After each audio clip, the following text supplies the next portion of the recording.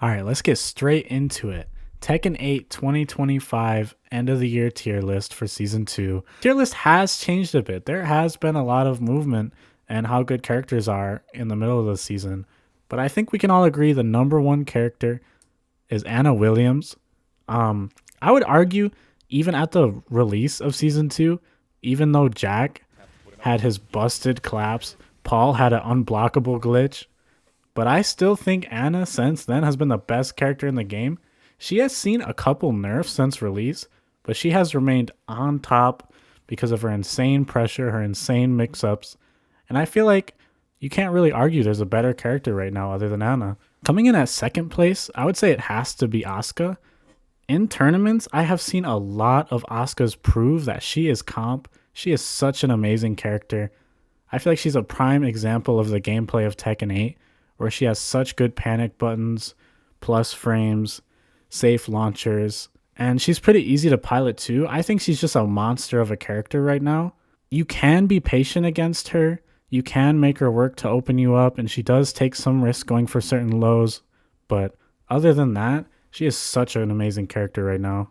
Coming in at third, I'd have to put the other Williams sister, Nina. She's kind of like a diet version of Anna right now. She's got so many tools for everything. Great punishment, great pokes. Sometimes it feels like her pressure can jail you forever if you're not sure how to get out of it. She is only as good as the pilot, though, I would say. She's a bit harder to use, so if your opponent isn't great, you're not going to struggle fighting her that much. And I would probably say the same thing for the second to last character I'm putting in top 5, Brian. Brian is such a damaging, punishing character. And he's also just as good as your opponent. He has such a high mastery ceiling with like Tanja Upper and stuff, but I feel like he is so broken with all the buffs he got in season 2. He has received some nerfs, so I would say he's I don't want to say balanced, but like a bit more toned down than he was at the start of the season, but I still got to put him top 5 just because of his insane poking, his insane damage, his insane counter hits. So strong right now. I debated who to put in 5th, but I have to go with Clive right now. I mean, Clive is such a fricked up character right now with the range that he's got. Probably the best or second best parry in the game. He is such a hard character to deal with. Feels like definitely a Final Fantasy character in the way that I feel like even though every character in Season 2 has insane tools, he has got some of the most oppressive ranged tools in the game. Now, starting off top 15, I'd have to put Alyssa. I almost put her in top 15, but I feel like you just don't see her competitively as much as the other top 5 characters. But with her movement, her chainsaws being so ridiculously broken, is someone that just pressures you the whole match and punishes you so hard for whiffing. And it can be really hard to lock her down with all her movement options. So I'd have to put her just outside of top 5. And another character I think is so comp right now is Law. I almost put Law top 5 too. I mean, not much to say. Like, he covers everything. Like, his nunchucks and heat are amazing. His heat smash just jails you. It's 14 frames fast, wall splats. He's got great lows, a slide.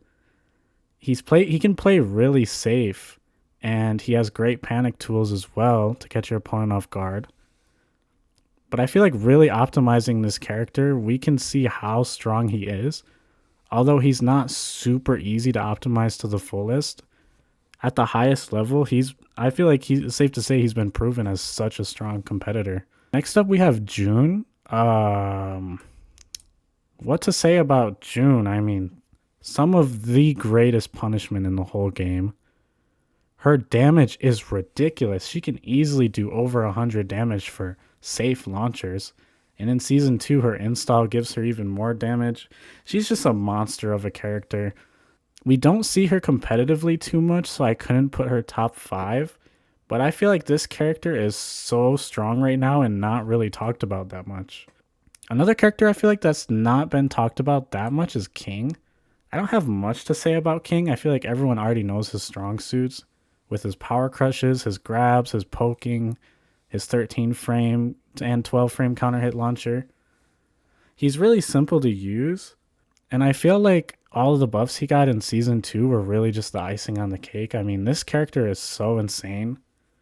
He can really kill you off of one 13 frame counter hit launcher into a giant swing at the wall, and you're cooked. And if you think about ducking his grabs, he's got such good mids to keep you in check. This character is really strong. Claudio is another character I feel like isn't talked about that much. Very strong poking, very strong evasive tools and counter hit launchers. He is just a character that you can really non-stop press buttons with. One of the easiest characters in the game to pick up, and he's also pretty fun too.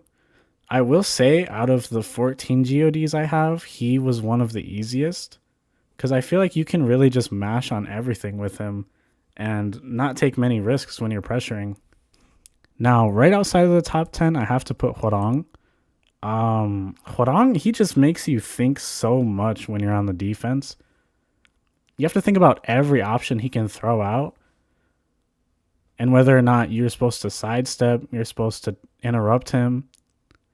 You try to duck and catch a low or a high, you get blown up by a mid. He is such an oppressive character, although I will give Huarong mains credit. I feel like he is one of the harder characters in this game, but that doesn't mean that he's any less oppressive when you're really, really good at using him. Next up, I have to put Fang.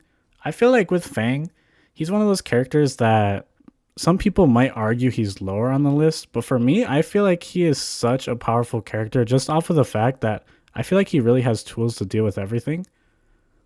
Great poking, great launchers. You know, you can't really sit still against this character. He can launch you for sitting still. And he is also a harder character to master. He's not super brain dead, but he also just pokes you and forces you to interact with him. And that can be tough for some matchups. And I feel like overall, he's just a really solid pick right now. And I'm surprised you don't see him that much in like tournaments. So maybe that's one of the reasons why I could see him maybe being a little bit lower, but I have to put him right outside the top 10 as well. Next up, I would say Armor King. On Armor King's release, a lot of people are saying he's balanced, he's low tier, but I'm not buying it. I think this character is one step away from King with how oppressive he can be, especially with his stance, with his pokes, with his whiff punishment. He's got really great tools to keep you in check.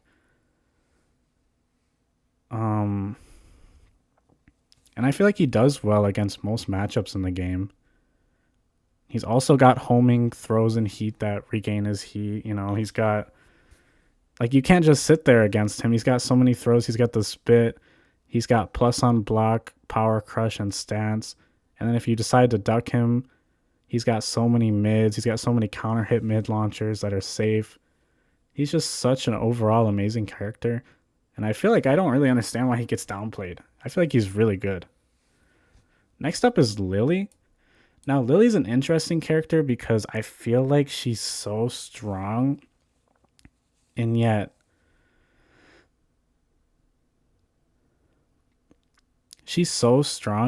such a unique character to where you really have to be a specialist with Lily to make her seem this strong.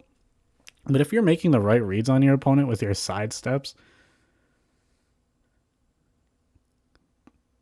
they're just cooked. There's so many situations where you can aggressively sidestep with Lily, and even if you sidestep the wrong way, you end up behind your opponent. She's got such good frames. She's got good punishment. She's got such good poking. I feel like she's such a strong character, but again, you really got to be a specialist to make her shine this hard. But if you are a specialist, I feel like she can definitely be top 15. Now, the last character I want to put top 15, and don't worry, I'm going to try not to downplay, even though Heihachi is my main. But I feel like I debated a lot whether to put him top 15 or not. I feel like he is a harder character to make work just off the fact that you don't really keep your opponent guessing that much unless it's off of his heat smash into the 50-50. Other than that, if your opponent is just patient, it's hard and you have to work with Heihachi. You can chip them down. You can try to force them to interact with you, but you take a lot of risk as well with Heihachi. The risk is definitely worth the reward though, because once you get a hit with Heihachi, that's 100 damage easy. Another hit, you could do another 100 damage, and that's game off of 2 taps. So he's so rewarding to play. Not even to mention Warrior Instinct, which is one of the which was one of the most broken tools in the game. Thank God it only lasts one round, and if you play smart, you still can play around it if you're patient enough. But he is such a strong character in this game. I feel like the only thing that could hold him back is the player, just because he's a bit harder. But if you know how to play him well, you'll do really good with him. And he is definitely the best Mishima right now.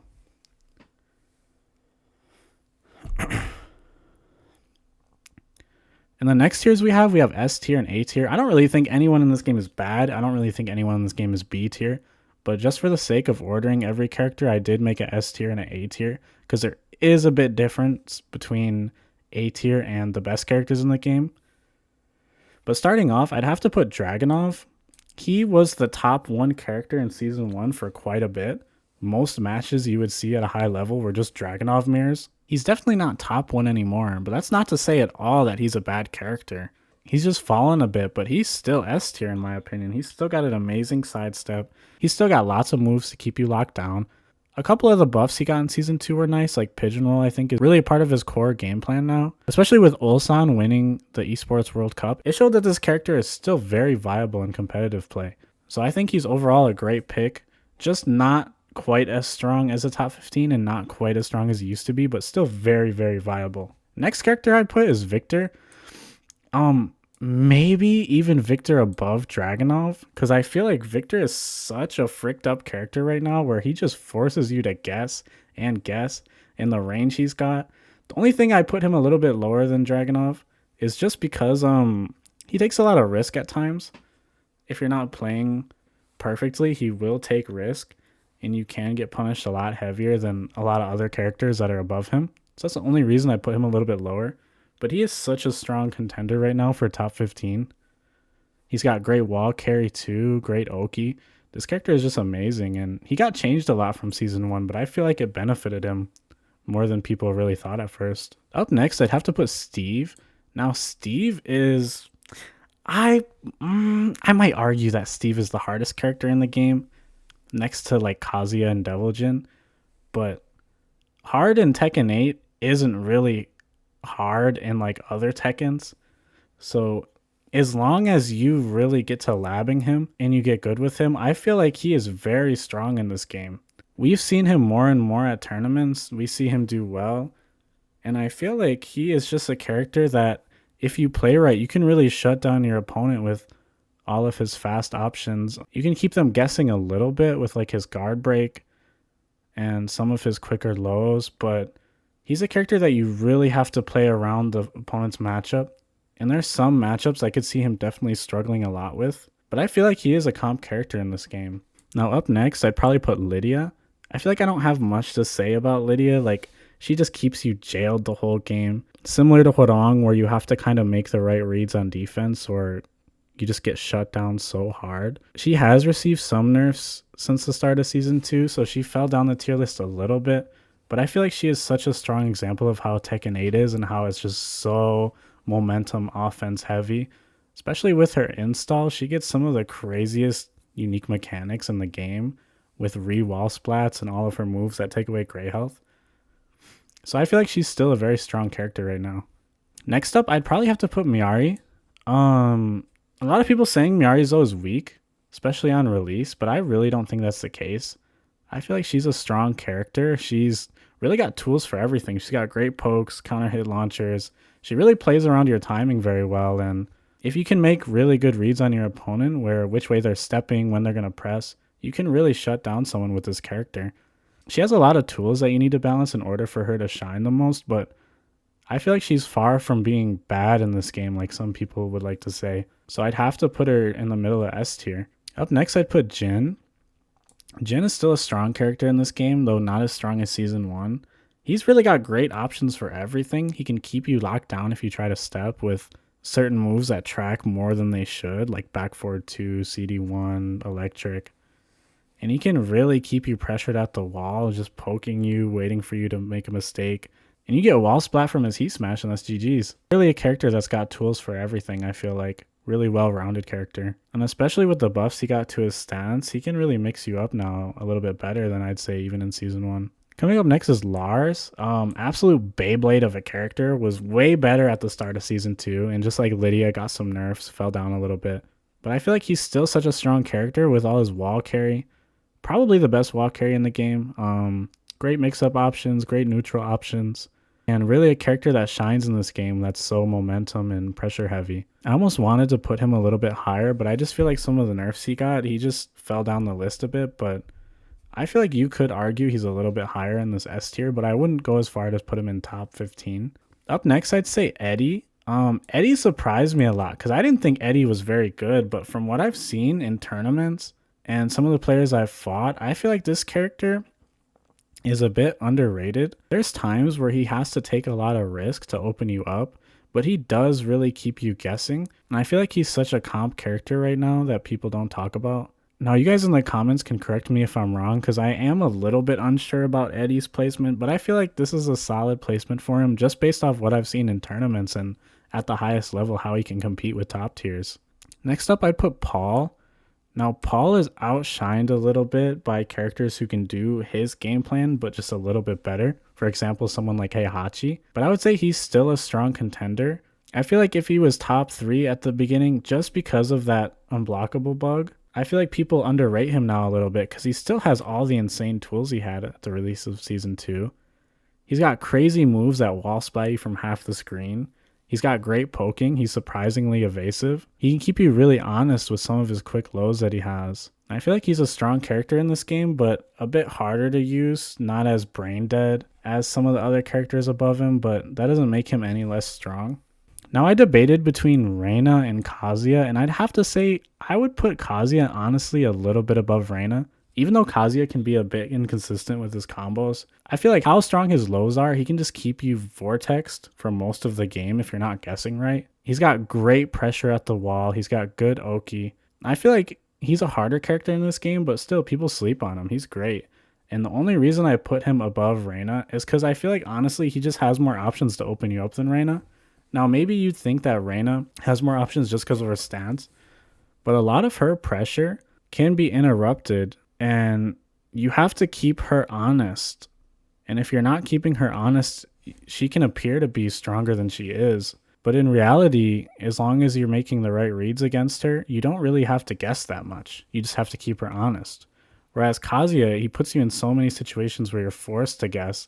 Even though he's taking risk, he still would be getting high reward on most of his mix-ups. And even if you don't want to take risk with House Sweep, he's still got down 1+2 and down back 4 that are still amazing lows. So you can mitigate risk a little bit. And as long as you're mixing up Demon Paw and CD 1+2 and forward 3, your opponent isn't just going to want to duck every time because they'll be scared of getting launched. Whereas I feel like Reina, even though she takes some of the same risk as Kazuya, she doesn't get as much reward. But for tourneys, she might be a bit more consistent, but I'd still overall have to put Kazuya just a little bit above her. Now I have 2 more characters for this S tier before we move on to A tier. I want to put Zafina and Leo here. If you play these 2 characters, I really hope that your pillow is warm tonight. And I really hope that you have a booger stuck in your nose and it really is making you tear up to try to get it out of there, and it's just really uncomfortable and it won't come out. Because I cannot stand fighting these 2 characters. I feel like they keep you jailed forever unless you're guessing right. And now I know some of Leo's pressure is fake and you have to do some labbing to get the good counterplay. But I feel like Zafina, she'll just be +6 and a +6. And when do you interrupt, man? I mean, maybe it's a skill issue. Maybe I got to learn these 2 matchups. But I feel like in the right hands, these 2 characters can be so oppressive to the point where I have to put them on the lower end of S tier. Especially with a lot of the utility Leo has. On the right hands, he has so many things that he can do that will just really surprise you, I feel like. And even though Zafina got a couple of slight nerfs, like to her back 1+2, I feel like even the moves that got nerfed are still ridiculously strong. Just because you can't spam one move over and over, I feel like now you just can spam a couple moves over and over, and she's still just as strong. Now I'll go through the A tier a bit. You can probably see the rest of the characters that are in A tier. I'll just show you my ordering and explain them. Now Jack, he has some matchups that are pretty bad, but I feel like he's a strong character in this game to the point where it's being proven time and time again that some of the top players that play him can do really well with him. And I feel like out of the big body characters in this game, he just gets the most reward and takes the least amount of risk off of what he does. And surprisingly, he can keep you guessing with his stances, and he can keep you jailed if you're not willing to try to interrupt him. He can also punish you a lot for trying to sidestep, so you have to be careful. You can't just brainlessly try to get out of his pressure. Up next, I put Shaheen.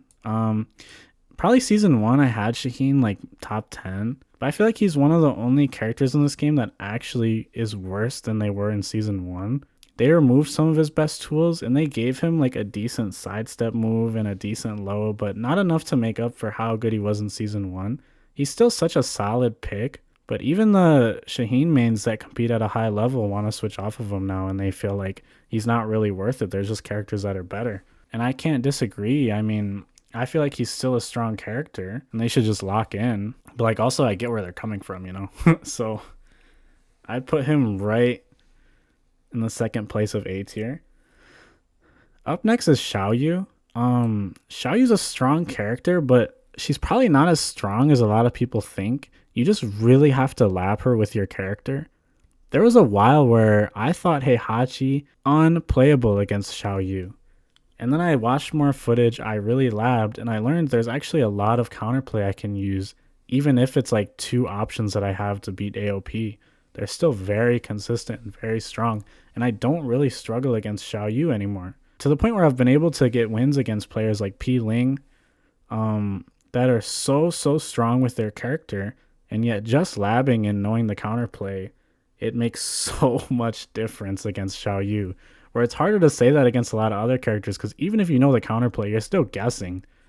But with Xiaoyu, I feel like she's a character where you just have to lab a lot, and once you understand the matchup, you can see why she's not that high on the tier list. Despite still having some of the best Oki and best setups in the game, I just can't see her be consistent enough to put her in S tier. Now Yoshi is another character that was probably top 5, top 10 in season 1, and he fell quite a ways down. I feel like with some of the Oki and tech that he has, if you really master this character, you can do amazing with him. It can be really hard at times to approach him with his safe launchers like down forward 2, counter hit sidestep 1. With his flash and his spin, he keeps you guessing a lot on your own offense, which is a very unique thing that not a lot of characters do as heavily as Yoshi does. But that's one of the main things that he has now, is just keeping you guessing on your offense. Now, if you got good reads on your opponent and you're good at baiting things like flash and spin out, he has to take a lot more risk to try to open you up. At the highest level, I've seen him do amazing, but I feel like the average player can't pick him up and make him look as good as they do. So for that reason, I have to put him a bit lower, just because I feel like you have to be really strong to make this character look great. And he's honestly a character you have to work a bit harder with, especially if your opponent is wary of the options that you have on your own defense. You can't just throw out things like spin and flash willy-nilly if they're prepared for it. Another character I hear that's like balanced and low tier is Fakaram. I feel like Fakaram's kind of brain dead. He's so flowcharty. He can just poke the shit out of you. As soon as you try to duck, he will punish you for it. A lot of his strings can be ducked, but he always has a mid option. So even though he takes risk throwing out the mid option, you also take risk trying to duck him. I feel like I almost want to put him above Jack. I'm kind of debating right now. I had him over in this area before I started this list, but I honestly could see him being at the top of A and being a better range character and a better big body than Jack, just because of his movement alone puts him probably above Jack and Bears.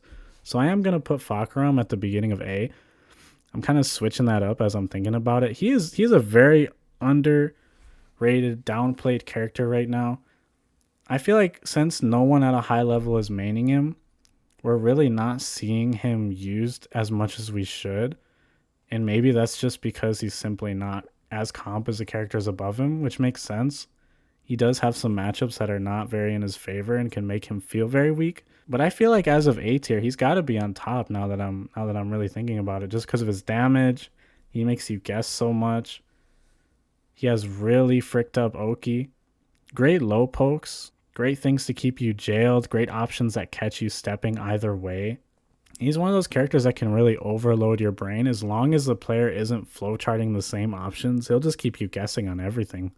So yeah, I'd have to actually switch up and put him at the top of A. Next up, I put Panda. Panda is the superior counterpart to Kuma, and I'm gonna put Kuma a bit lower, just because from season 1, Kuma had better heat. Now season 2, Panda has better heat. The Bears did get some buffs at the start of season 2, but pretty much all the buffs they got were taken away, while most characters retained most of their buffs. Still, their stances got buffed, so they can pressure you a bit heavier. They really cook you for whiffing. They can also really cook you for playing out of frame. They still have their spike combo that does over 100 damage each combo they get at the wall. But I feel like they're not really overpowered compared to the other characters, because they have some of the same strengths as most characters, but they have more weaknesses now. As being fat ass bears, it's hard for them to sidestep. It can be hard for you to do combos because sometimes combos are inconsistent against them, but I'd have to put them a bit lower just because they feel so bland now that every character has overtuned heat. So from season 1 to season 2, I feel like they fell quite a bit. Next up, I put Leroy. I feel like Leroy, once you master him, which is not an easy thing to do, but he is honestly really insane. He has some of the most unique interactions and combos in the game. There are certain situations where you can be doing 150 damage, and then there's certain situations that he feels like you can't even get started. So in that reason, he's a bit inconsistent, but he is a very strong character once you really lab him. I feel like you have to know a lot of niche, unique situations to make him optimize everything he does. But granted, I'm going this list based on them being played at their best. So I'd have to put him not quite bottom 5, just a little bit above. He can be very strong, but he's also a bit inconsistent. Next up, I'd have to put Lee, starting off bottom 5. I don't feel like Lee is a bad character. I actually feel like he's a strong character. And I'm debating putting him above Leroy. I'm not really sure. But I feel like as for how much tech he has, I feel like he's just lacking the creativity that he might have had in other games. Whereas he also feels a bit bland. His new heat stuff in season 2 isn't that exciting.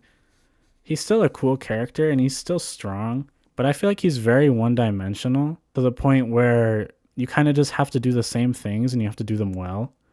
But he is a character that can shine, but we just don't see him very much in tournaments to say that he's really all that great, even though I do feel like he's stronger than most people say. And I honestly feel like he is better than he was in season 1, which might be a hot take, but I still feel like for how overbuffed everyone feels, he feels like he didn't get that much more in season 2. But I still would have to say he got better. And he can still definitely compete with a lot of characters in this game. He's still got safe launchers, very good counter hit tools, good low pokes. Definitely a character that once you play him optimally, he can feel very strong. Next up, I'd have to put Kuma. Kuma just not as good as Panda. Still a strong character. I almost want to put Kuma bottom 1, but I feel like y'all might flame me for that. But I feel like he just feels so plain right now. Like if he gets a launcher on you, you're dead. But like the game plan to get a launcher is just so basic with him. I feel like he struggles more than in season 1 just because his heat got toned down. He feels like he gets one situation on you, and if you guess right, it's just your turn again. And if you're not whiffing against him, it's hard for him to land a launcher on you. Not that he's a bad character or anything, but I feel like he's just so one-dimensional right now. Next up, I'd have to put Deviljin. I like Deviljin a lot. I think he's really fun. He was also one of the easiest characters I got to GOD. I don't really think he's a bad character, but at the highest level, you have to work so hard with him compared to the other Mishimas that I feel like if you're not working overtime, if you're not playing like you're playing Five Nights at Freddy's 20-20-20 mode, you're not getting much done with him. He can be cheesy at lower ranks. He has a lot of moves that'll surprise you and some moves that have good range, but if you're not playing like a crackhead, you can't really play him and be that successful with him, to be honest. Second to last character, Raven. I feel like Raven's strong. I mean, every character in this game is strong, but if I had to order every character, I'd put Raven at the end just because he can really put himself in situations that are not favorable to him. he kind of almost has to murk himself just to get a hit on you. And he can keep you guessing. He definitely has good mix. But if you're just patient enough against him, you almost just wait for him to take a huge risk and then just blow him up for it. Very unique character, very knowledge checky. Probably easier to rank up just because no one would know how to face him. But at the highest level, I feel like you have to work hard.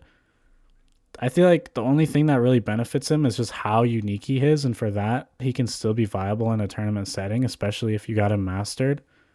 But I just can't put him above any of the other characters in this game besides Azucena.